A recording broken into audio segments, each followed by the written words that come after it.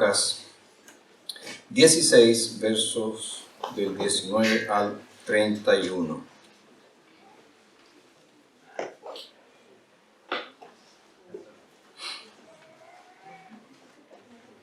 Escuchemos atentamente la palabra de Dios. Cierto hombre era rico, se vestía de púrpura y de lino fino, y hacía cada día banquete con esplendidez. Y cierto pobre, llamado Lázaro, estaba echado a su puerta, lleno de llagas, y deseaba saciarse con lo que caía de la mesa del rico. Aun los perros venían y le lamían las llagas. Aconteció que murió el pobre y fue llevado por los ángeles al seno de Abraham. Murió también el rico y fue sepultado. Y en el Hades, estando en tormentos, alzó sus ojos y vio de lejos a Abraham y a Lázaro en su seno. Entonces él, dando voces, dijo: Padre Abraham, ten misericordia de mí, y envía a Lázaro para que moje la punta de su dedo en agua y refresque mi lengua, porque estoy atormentado en esta llama. Y Abraham dijo: Hijo, acuérdate que durante tu vida recibiste tus bienes, y de igual manera Lázaro males. Pero ahora él es consolado aquí, y tú eres atormentado. Además de todo esto, un gran abismo existe entre nosotros y ustedes, para que los que quieran pasar de aquí a ustedes no puedan, ni de allá puedan cruzar para acá. Y él dijo: Entonces, te ruego, Padre, que le envíes a la casa de mi padre, pues tengo 5 hermanos, de manera que les advierta a ellos, para que no vengan también a este lugar de tormento. Pero Abraham dijo: Tienen a Moisés y a los profetas, que les escuchen a ellos. Entonces él dijo: No, Padre Abraham, más bien, si alguno va a ellos de entre los muertos, se arrepentirán. Pero Abraham le dijo: Si no escuchan a Moisés y a los profetas, tampoco se persuadirán si alguno se levanta de entre los muertos. Señor, estamos delante de verdades profundas. Estamos delante de verdades eternas. Y necesitamos, oh Padre, que tu Santo Espíritu ministre a nuestro corazón hoy. No permitas que escuchemos esto de manera ligera. No permitas, Señor, que perdamos la atención, que desviemos nuestros pensamientos hacia otras cosas. Sino, Señor, manténnos enfocados hoy en oír atentamente tu voz. Padre, lo pedimos en el nombre de Jesús. Amén. Desde el inicio del capítulo 16, Lucas ha estado tratando el tema del dinero. Y nos ha dicho que es imposible amar a Dios y amar a las riquezas al mismo tiempo.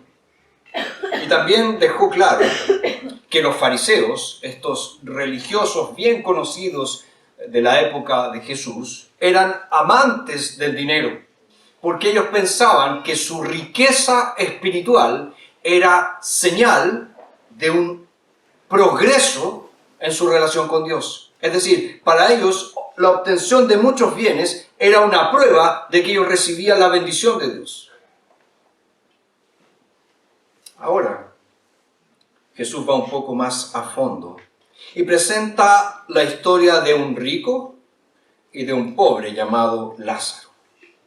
Y este texto ha presentado algunos desafíos para los intérpretes, porque según algunos se trata de una parábola y según otros es una historia real. Los que afirman que es una parábola señalan que los detalles aquí presentados no pueden ser interpretados de forma literal, porque una parábola es una historia ficticia que ilustra una verdad espiritual real. Pero los que afirman que se trata de una historia real señalan que Lucas nunca dice que se trata de una parábola. Nunca dice: Jesús les refirió una parábola diciendo. Y además, esta es la primera y única vez que en una parábola, si es que dijéramos que es una parábola, Jesús da el nombre de uno de sus personajes. En ninguna parábola Jesús hace eso. En ninguna parábola Jesús menciona que uno de los personajes se llamaba tanto. Por lo tanto, se trataría de una historia verdadera. Ahora, sin entrar en ese debate, una cosa queda muy clara a la hora de leer el texto. Es un pasaje sencillo. Es un pasaje fácil de entender. Es un pasaje que no presenta grandes desafíos en la interpretación. Pero eso no significa que no nos presente verdades profundas. El texto nos presenta aquí verdades tremendas que debemos recoger con atención, que debemos oír atentamente. Y este texto está estructurado en tres contrastes que se dan en tres momentos de la vida de estos hombres. Y es por eso que el tema para hoy es el siguiente: contrastes en la vida, en la muerte y en la eternidad. Contrastes en la vida, en la muerte y en la eternidad. Y lo primero que vemos es el contraste o los contrastes en la vida. La historia presentada por Jesús nos habla de un hombre rico, cuyo nombre nunca se menciona, y de un hombre pobre llamado Lázaro. El rico es descrito como alguien extremadamente rico.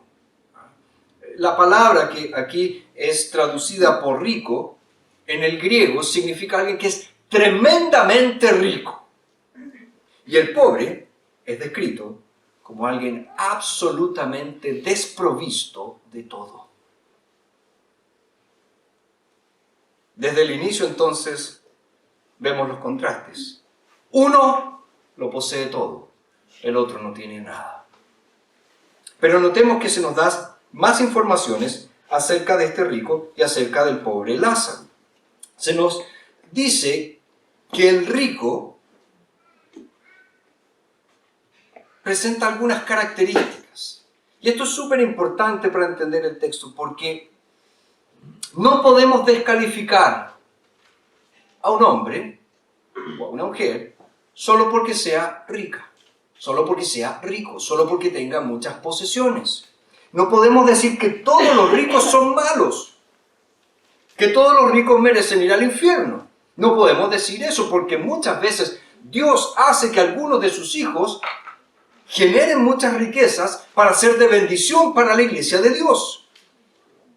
Y la historia de la iglesia cristiana está llena de hombres y mujeres que a través de los negocios han logrado tener éxito de una manera honesta, de una manera bastante trabajadora, y han sido de bendición para iglesias, han sido de bendición para el reino de Dios. Por lo tanto, jamás podemos caer en esa lucha de clases tan típica del mundo.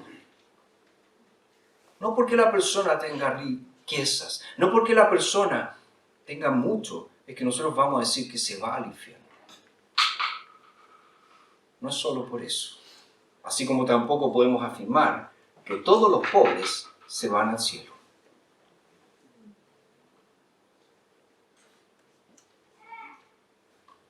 Por lo tanto, ser rico no es el problema. La dificultad está ¿dónde? Como ya lo mencionó Jesús, en ser dominado por las riquezas, en vez de usar las riquezas para el reino de Dios. Allí está el problema.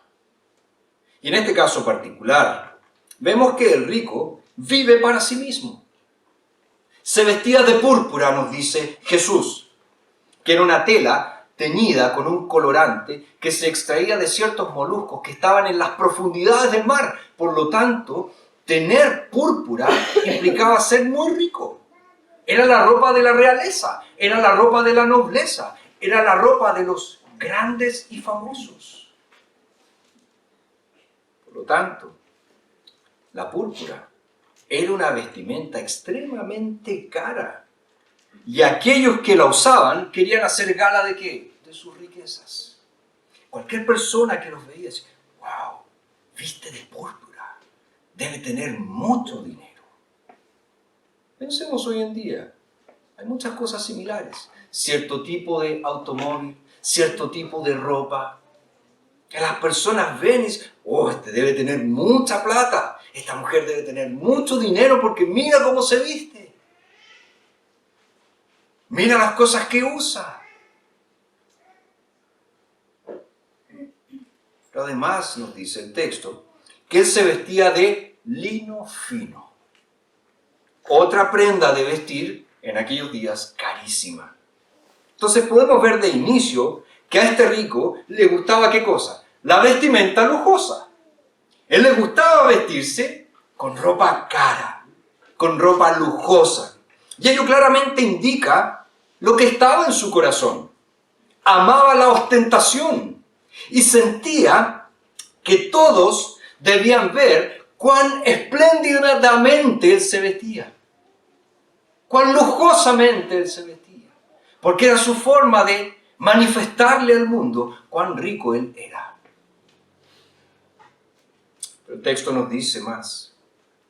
Nos dice que el rico hacía fiesta cada día con suntuosidad. O sea, eran grandes los banquetes que ofrecía. Y obviamente eran tremendamente costosos esos banquetes que él ofrecía. Y ojo, los hacía todos los días, dice Jesús. O sea, no se trataba de una celebración ocasional, no se trataba de aquellas cosas que se hacen una vez en la vida. Me acuerdo una vez una persona que no tenía tantos recursos, pero el día que cumplió 40 años, él utilizó la típica frase, voy a tirar la casa por la ventana. Yo pensé, qué pérdida de tiempo. ¿Cuán endeudado se va a quedar después de esta famosa fiesta? Pero nos dice el texto que no se trataba de eso. No era la celebración puntual de un momento puntual, sino que él todos los días hacía banquete con esplendidez, nos dice el texto bíblico. Esto refleja que la vida de este hombre era una constante fiesta. Celebración todo el tiempo. Todo era celebrar, todo era pasarlo bien. Tenía tanto dinero que se podía dar el lujo de hacer fiestas, probablemente en su honor, todos los días del año. Y seguramente en aquellas fiestas habían de las más ricas delicias. No creo que hayan habido solamente completos, por más ricos que sean, ¿verdad? Pero eran delicias. Imaginémonos aquellas cosas que nunca hemos probado en la vida. Ahí estaban, presentes. Y sus invitados se agasajaban con una mesa bien surtida. ¿Qué manera más egoísta de vivir? Todo se trataba de él, todo era fiesta, todo era ostentar cuán rico él era. Pero lo que se nos dice del pobre Lázaro también nos ayuda a conocerlo un poco más. Primero, su nombre significa ayuda de Dios, o significa también a quien Dios ayuda. Este hombre nada poseía. Y Jesús lo describe como un pobre, y esa expresión pobre también en el idioma original, en el griego, significa alguien que no tiene absolutamente nada. Porque a veces algunos de nosotros decimos, ¿verdad? No, yo soy pobre. De verdad. Bueno, tengo una casita, pero una casita humilde. ¿Y tú crees que un pobre tiene una casa? Un desposeído, aquel que no tiene nada. ¿Tú te consideras eso? Al contrario, deberás considerarte a ti mismo como alguien bendecido por las cosas que tienes. Porque Jesús está describiendo a este hombre como alguien que no tenía absolutamente nada. También nos dice que estaba tirado a la puerta de la casa del rico y que estaba lleno de llagas, lleno de úlceras. Lázaro entonces es descrito como alguien en condiciones precarias, sin casa, sin comida, sin fuerza, sin salud. No tenía nada.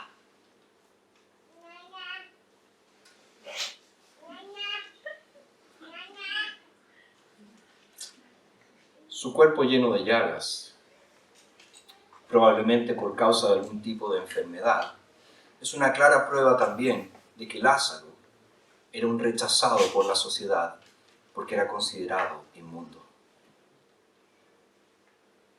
Los judíos tenían leyes muy precisas respecto de eso.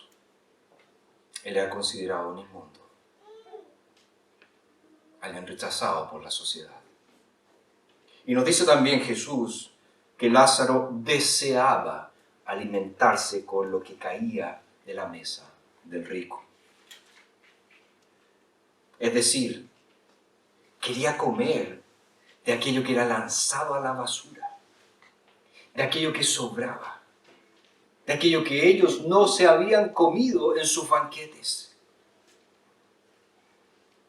Esta palabra desear que Jesús coloca aquí implica que él aspiraba ardientemente por algo.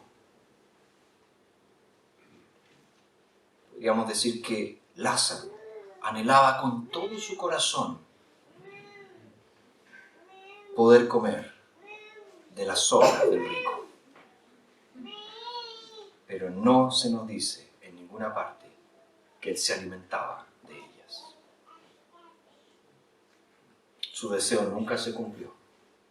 Estaba allí, tirado a las puertas de la casa del rico. Veía cómo las sobras eran eliminadas, pero nadie jamás le dio algo. Como si esto no fuera poco para describir la condición precaria de este hombre, Jesús nos dice que aún los perros venían y lamían sus llagas. Estamos hablando aquí de perros de la calle, de animales carroñeros. Eran los únicos que se acercaban a Lázaro.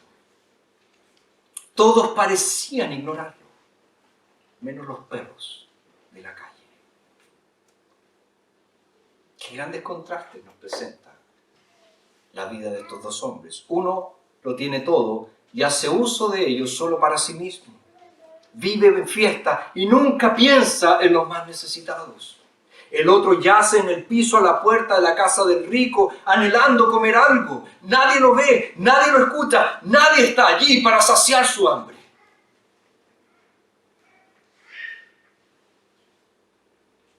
Dos vidas completamente distintas. Contrastes totalmente fuertes. Pero Jesús sigue y nos dice que no solamente estos dos hombres presentaban contrastes en su vida, también presentaron contrastes en la muerte. Verso 22. Aconteció que murió el pobre y fue llevado por los ángeles al seno de Abraham. También murió el rico y fue sepultado. Llegó el día, aquel famoso día, aquel inevitable día en que ambos hombres murieron. Y aquí también vemos contrastes. El primero en ser mencionado es Lázaro. El primero en ser notado aquí de que él murió fue Lázaro, y probablemente porque su condición precaria descrita anteriormente nos llevaría necesariamente a concluir que él murió en poco tiempo, porque poco tiempo le quedaba debido a su enfermedad. Y nos dice Jesús que cuando él murió fue llevado por los ángeles al seno de Abraham. Y también se nos dice que murió el rico y fue sepultado. Fíjese, de partida aquí ya hay un contraste porque nunca se dice que Lázaro fue sepultado. No se menciona su sepultura.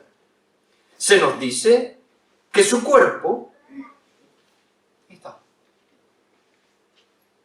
Del rico, en cambio, sí se nos cuenta que fue sepultado. Y no sería de extrañar, por todo lo que él poseía, que el funeral de este hombre estuvo lleno de pompa. Fue un funeral lujoso. Tal vez contrataron guardias para hacer algún tipo de saludo, había música, lleno de gente, todos hablaban de cuán bueno él era, cuán simpático, cuán dicharachero, bueno va la fiesta, etc.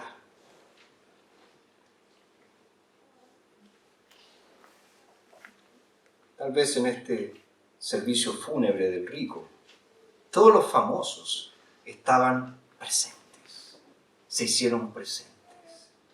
Sus familiares, sus amigos, todos se reunieron para darle el último adiós.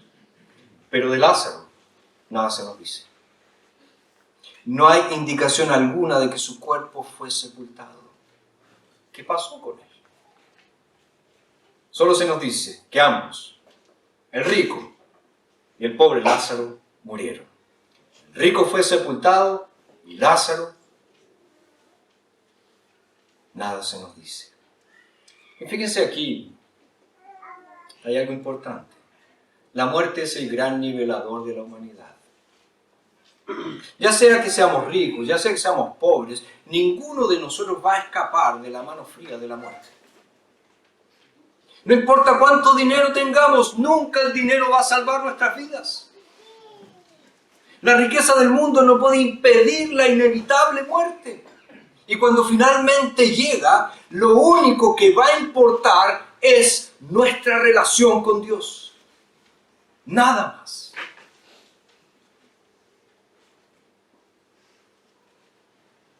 Desde una perspectiva terrenal, la muerte de Lázaro debe haber sido bastante trágica, especialmente en comparación con la del otro hombre de la historia, del rico. El hombre rico recibió el entierro adecuado y nada se nos dice del entierro de Lázaro. Podemos asumir que Lázaro finalmente murió de hambre y su cuerpo fue dejado por allí, en algún lugar.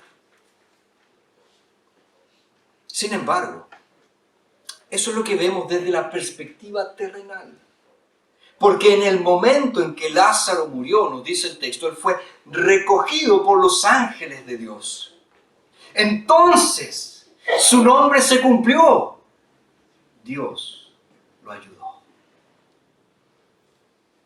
Cuando nadie más podía ayudarlo o quería ayudarlo, Lázaro recibió la ayuda del Dios Todopoderoso, quien lo rescató de sus problemas y curó cada una de sus llagas.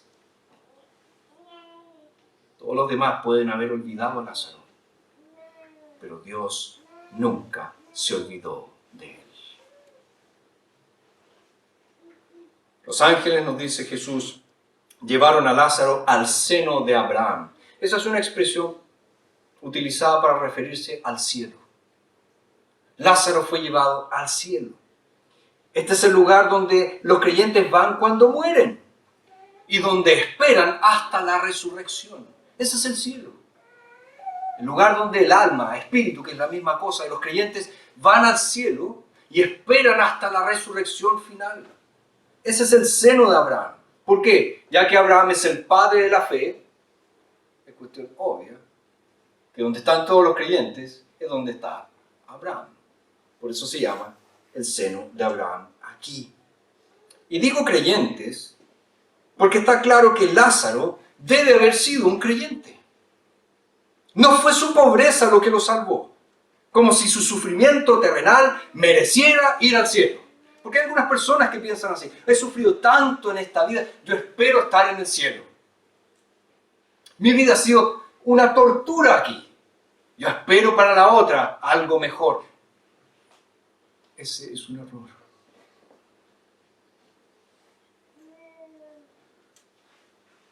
Lázaro fue salvo por su fe en Dios solamente.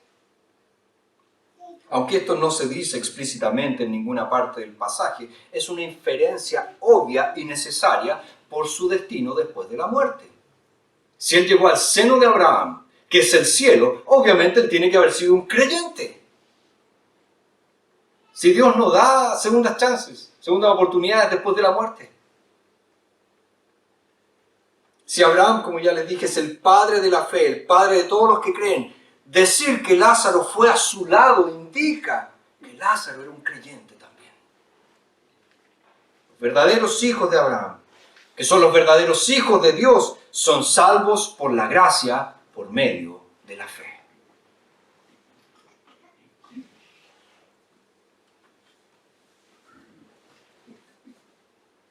Vemos entonces contrastes en la vida.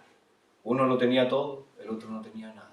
Contrastes en la muerte. Uno recibió una buena sepultura, el otro nada se nos dice. Pero Jesús hace hincapié en esto último. Contrastes en la eternidad. Contrastes en la eternidad. Jesús nos dice aquí que a pesar de toda la pompa del funeral del rico, este hombre no fue llevado al seno de Abraham, sino que fue enviado al Hades, que no es la marca de un jugo. ¿Okay? Este término era de uso común en el mundo greco-romano para referirse al lugar de los muertos. Es por eso que algunos comentaristas dicen, Jesús no puede estar hablando aquí del infierno, porque el término griego para infierno no es Hades, sino que es Gehenna.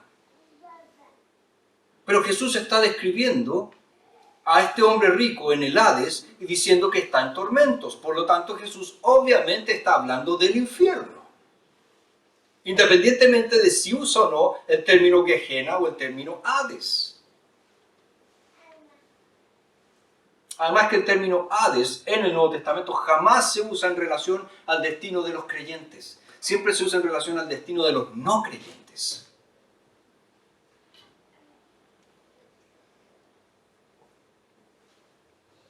Fíjense que tal vez este rico siempre asumió que él iría al cielo.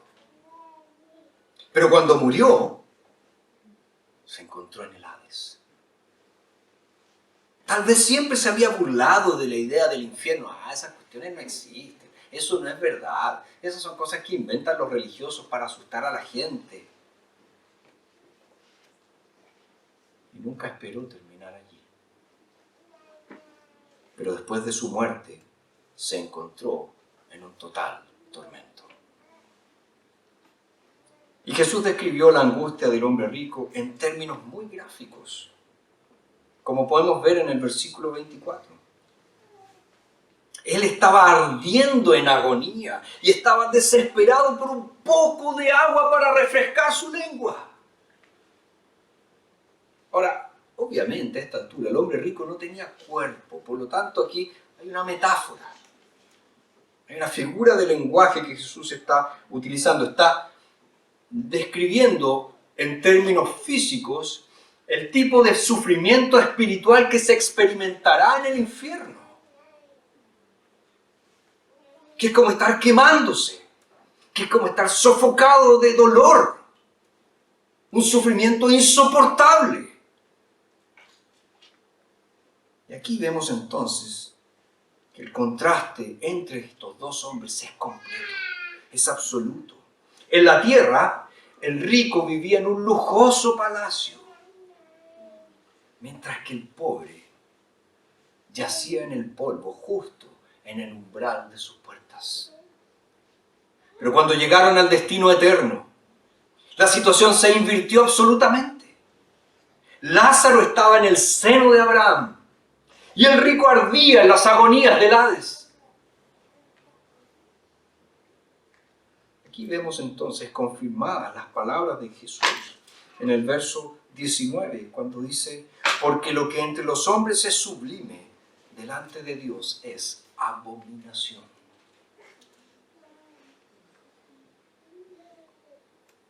A pesar de la grandeza que el rico tuvo en su vida, a pesar de toda la honra que él recibió por causa de sus riquezas, sus pecados no confesados y su falta de fe lo llevaron al infierno. Notemos, por tanto, que nuestra respuesta de fe es el punto aquí que Jesús quiere destacar. Una respuesta que se revela por lo que hacemos en las circunstancias de la vida.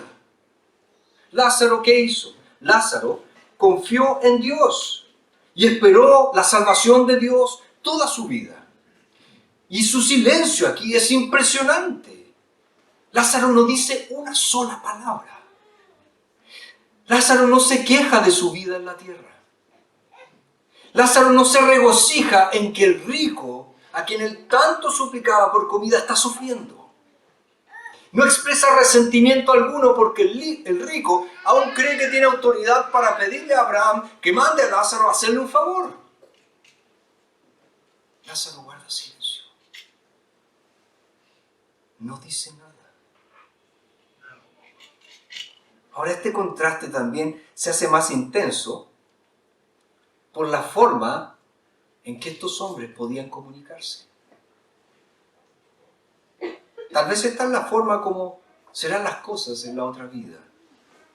O quizás Jesús está presentando una figura imaginaria para dar una enseñanza espiritual. Pero cualquiera sea el caso, el hombre rico podía mirar desde un lado de este gran abismo hacia el seno de Abraham y podía ver a Lázaro regocijándose allá, mientras él estaba sufriendo terriblemente. De su insoportable sufrimiento, el hombre rico lanzó el primero de dos gritos desesperados por ayuda. Verso 24.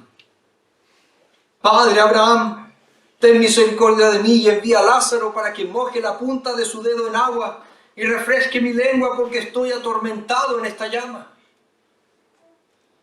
Fíjense que esta solicitud, esta petición del rico resume toda su situación. En primer lugar, él sabe quién es Abraham y de hecho lo llama padre, como los fariseos llamaban a Abraham padre. Sin embargo, este rico nunca siguió el ejemplo de Abraham. Nunca siguió los pasos de Abraham. En primer lugar, nunca usó sus riquezas como lo hizo Abraham para la gloria de Dios. En segundo lugar, nunca, como lo hizo Abraham, se preparó para la eternidad. Él vivió para el aquí y el ahora. También es muy importante que este hombre sabe quién es Lázaro. Lo ve y sabe quién es. En la tierra, ¿cuántas veces ignoró a Lázaro? Pasó tal vez todos los días por su lado cuando él salía y entraba de su casa. Sabía exactamente quién era Lázaro, de tal manera que pudo llamarlo por su nombre. Envía a Lázaro, a ese que está allí, que yo conozco, que me venga a ayudar. Y lo más irónico ahora es que él necesita a Lázaro cuando nunca estuvo dispuesto a hacer nada por Lázaro durante su vida. Ahora el rico, podemos pensar, no pedía mucho. Él no estaba pidiendo salvación, él no estaba pidiendo que lo sacaran del infierno. Él solo quería una pequeña gota de agua para refrescar, para calmar su agonía. Sin embargo, su petición le fue denegada. Verso 25. Hijo, acuérdate que durante tu vida recibiste tus bienes, y de igual manera Lázaro males. Pero ahora él es consolado aquí, y tú eres atormentado. ¿Qué nos enseña ese texto? Dios no tiene misericordia con las personas que mueren sin Cristo. Dios ejerce su justicia con aquellas personas que murieron sin Cristo.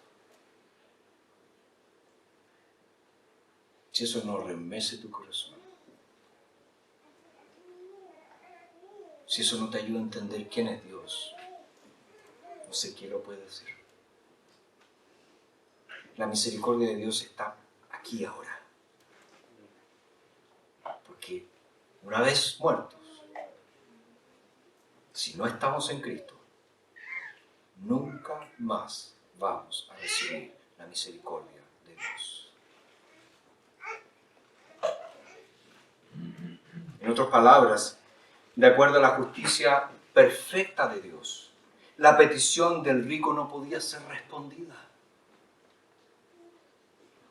Él no había seguido los consejos de Jesús. Es decir, él no hizo amigos para la eternidad. Por lo tanto, ya había recibido lo suyo. Es decir, ya había recibido todas las cosas buenas que había disfrutado solo para él durante su vida. Es como si Dios le dijera, ¿tú quieres vivir la vida sin mí? Disfruta. Porque en la eternidad sin mí vas a sufrir.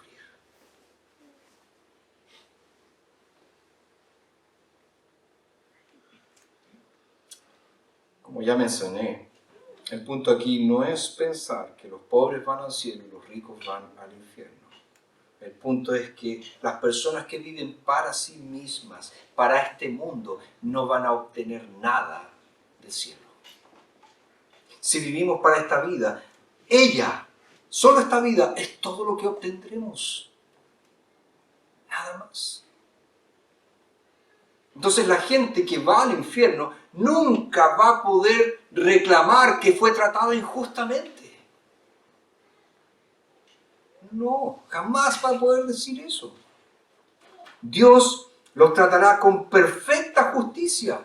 Y si no están contentos con el lugar donde terminaron, la culpa será solo de ellos, absolutamente de ellos y de nadie más. Pero hay más en el texto. Abraham dijo que había un gran abismo de separación entre ellos.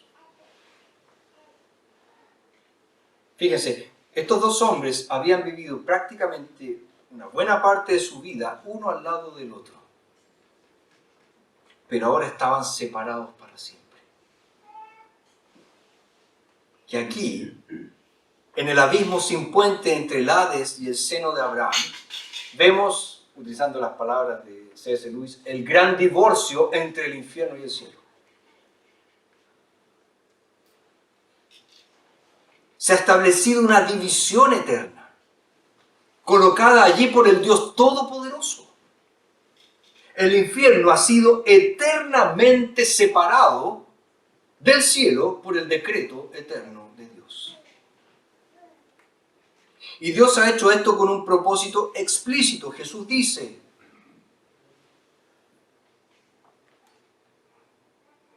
para que los que quieran pasar de aquí a ustedes no puedan, ni de allá puedan cruzar para acá.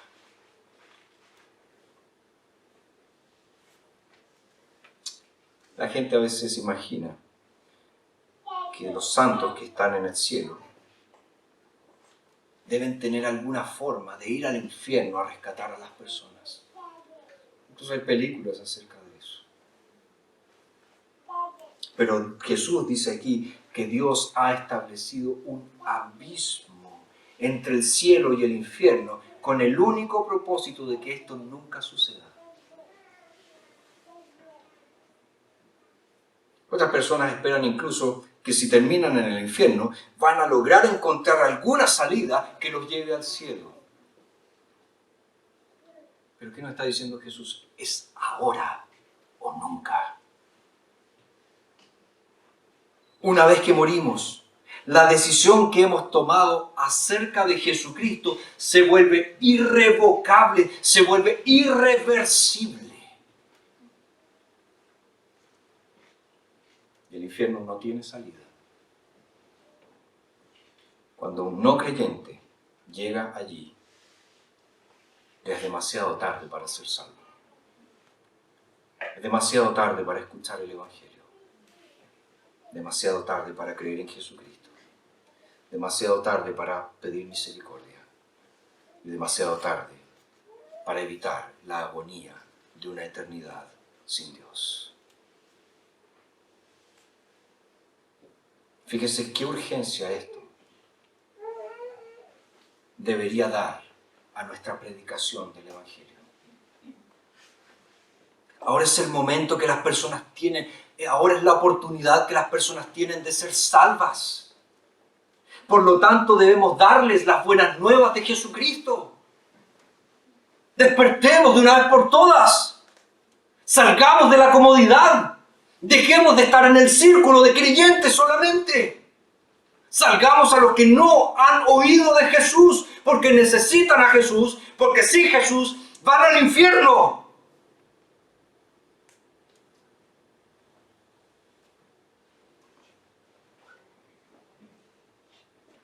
Jesucristo es el único puente para ir a Dios. Es solo por la fe en Él que encontramos perdón para nuestros pecados. Encontramos la alegría de Dios y la esperanza de la vida eterna. Y pon tu fe en Jesús hoy. Mientras tienes tiempo, o pronto te vas a encontrar en un lugar donde nadie podrá ir a rescatarte.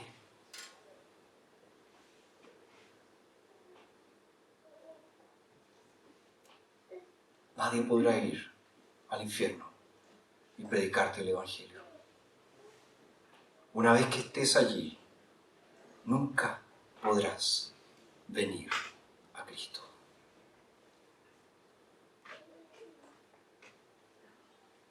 Porque después de la muerte no hay ningún camino que te lleve desde el infierno al cielo.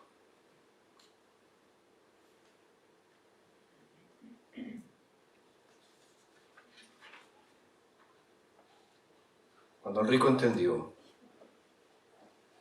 que no había esperanza para él, pensó en los otros.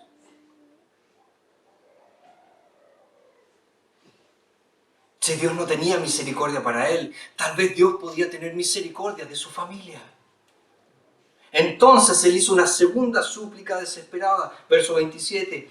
Te ruego, Padre, que le envíes a la casa de mi padre, pues tengo 5 hermanos, de manera que les advierta a ellos, para que no vengan también a este lugar de tormento. Fíjense la ironía que Jesús nos presenta aquí. Los horrores del Hades, lo espantoso de sus sufrimientos, hizo que de repente este hombre rico se interesara en la obra misionera.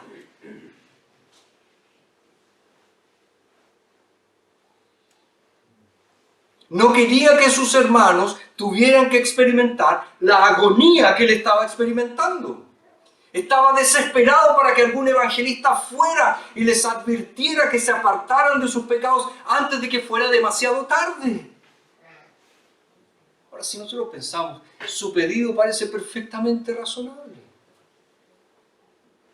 ¿Qué podría ser más razonable que la oración de un hombre que está en el infierno pidiendo por la salvación de su familia?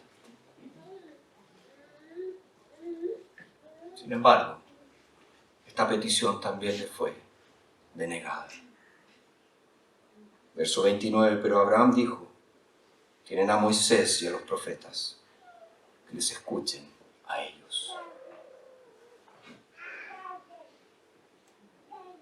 Lo que está diciendo Moisés aquí es lo siguiente, no es necesario. No es necesario lo que pides. En otras palabras, los hermanos del rico ya tenían los medios de salvación. Tenían en su poder todo lo que necesitaban para llegar al cielo. Tenían a Moisés y los profetas, es decir, tenían la palabra de Dios.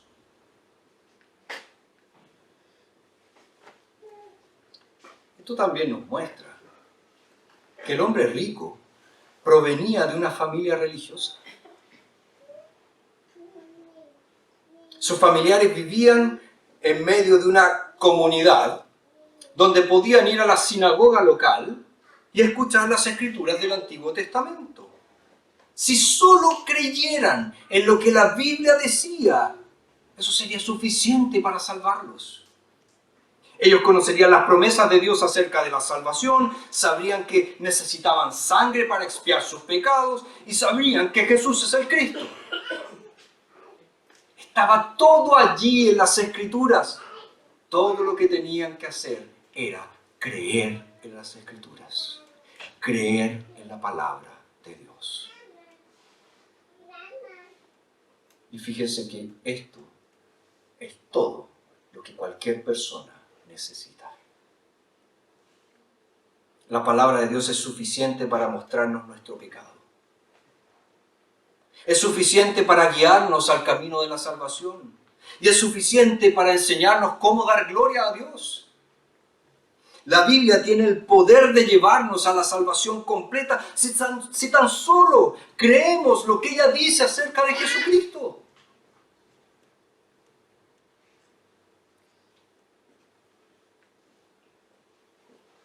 Pero el hombre rico presentó una objeción.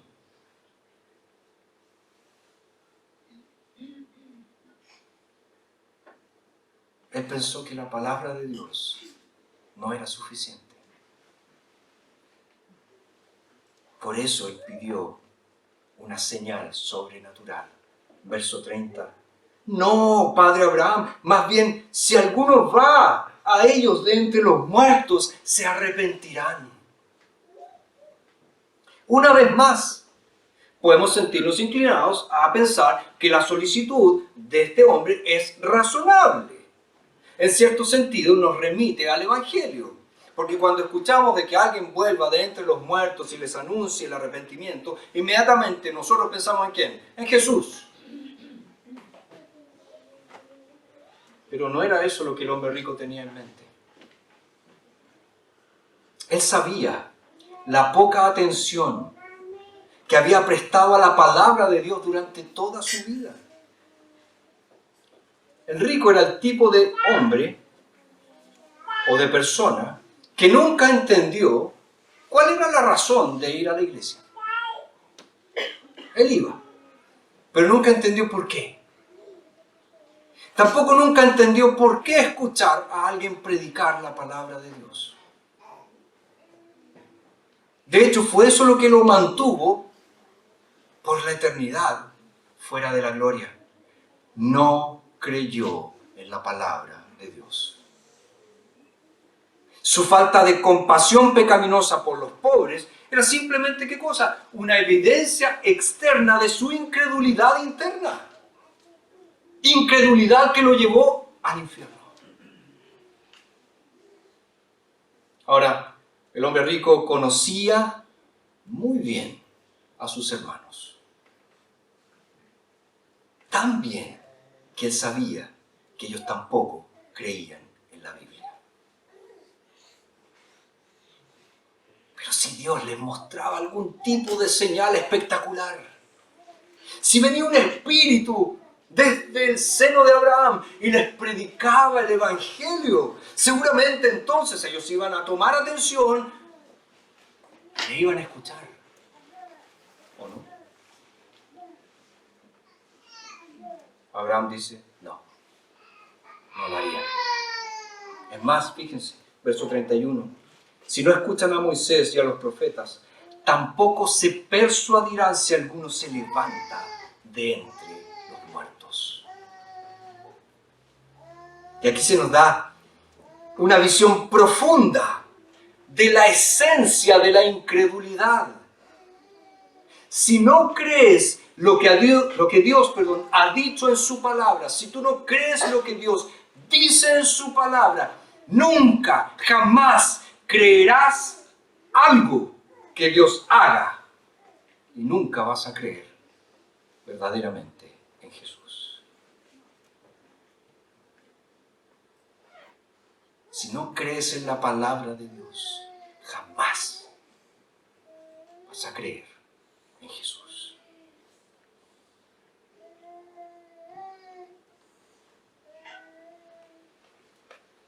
Fíjense en la lógica de lo que Abraham está diciendo. Si las personas no están dispuestas a escuchar las Escrituras, incluso el milagro más espectacular no las va a convencer acerca de la verdad en Jesucristo. Y hay una prueba amplia de esto en los evangelios. Consideremos cuando Jesús, por ejemplo, resucitó a este otro Lázaro, el hermano de Marta y María. ¿Qué pasó allí? Los judíos se pusieron de acuerdo para matar a Jesús. Miren la tremenda señal que hizo Jesús. Y ellos se pusieron de acuerdo para acabar con Jesús. O consideremos lo que nos cuenta Mateo, después de la resurrección de Jesús. ¿Qué hicieron los judíos? ¿Creyeron que Él resucitó? No. contrataron, le pagaron a los guardias. ¿Para qué? Para que ellos mintieran, para que dijeran que se habían robado el cuerpo de Jesús.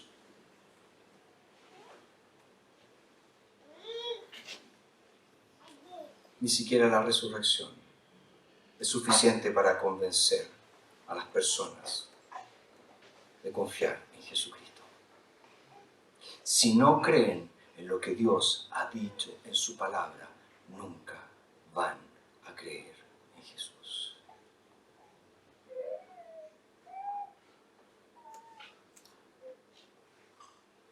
¿Te has puesto a pensar en cuán pasajera es la vida? ¿Cuán rápido pasa? Tal vez aún eres joven y crees que tienes toda una vida por delante. ¿Quién te da la seguridad de que eso es así? Hoy mismo puedes morir. ¿Sabes dónde estarás por la eternidad?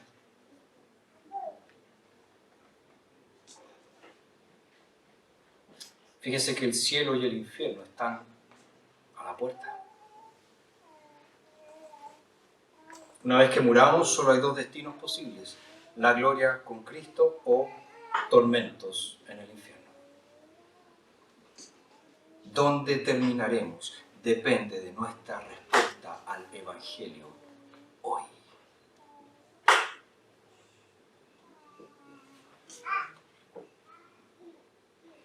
Recuerda que es ser más que un religioso. Es más que ir a la iglesia. Es más que pertenecer a una familia cristiana. La salvación es tener a Jesús. Es creer en su palabra. Es ser de Jesús. Es creer en la palabra de Dios y es vivir en conformidad con la palabra de Dios. Hoy, el cielo y el infierno han sido presentados delante de ti. La elección que tomes hoy determinará dónde pasarás la eternidad.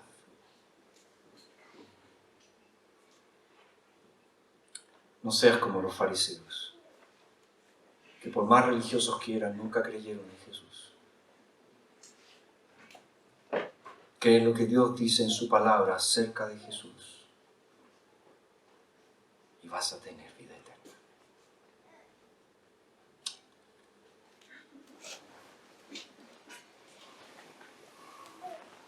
Señor, hablar de estas verdades tan profundas debiera llevarnos a todos nosotros a reflexionar. Creo en Jesús. Es Jesús mi Señor y mi Salvador. Creo en lo que tú dices en tu palabra acerca de Jesús. Si no puedo responder afirmativamente a ninguna de esas preguntas, entonces no tengo a Jesús. Y si no tengo a Jesús, pasaré la eternidad en tormentos. Padre, no permitas que ninguno de los que están aquí hoy se burlen del infierno. En especial te pedimos por los más jóvenes que creen que tienen toda una vida por delante. Que ellos no se rían del infierno. Y que nadie piense que bueno, voy para allá. Porque no saben lo que están diciendo. Pero tú, Señor, nos tienes una promesa maravillosa de una eternidad a tu lado. Si tan solo reconocemos nuestros pecados y creemos en Jesús como nuestro Señor y Salvador. Gracias, Padre, porque es así de sencillo. Y te rogamos, Señor, que todos los que están acá realmente podamos decir: soy de Cristo y Él es mío por toda la eternidad. En su nombre nosotros oramos.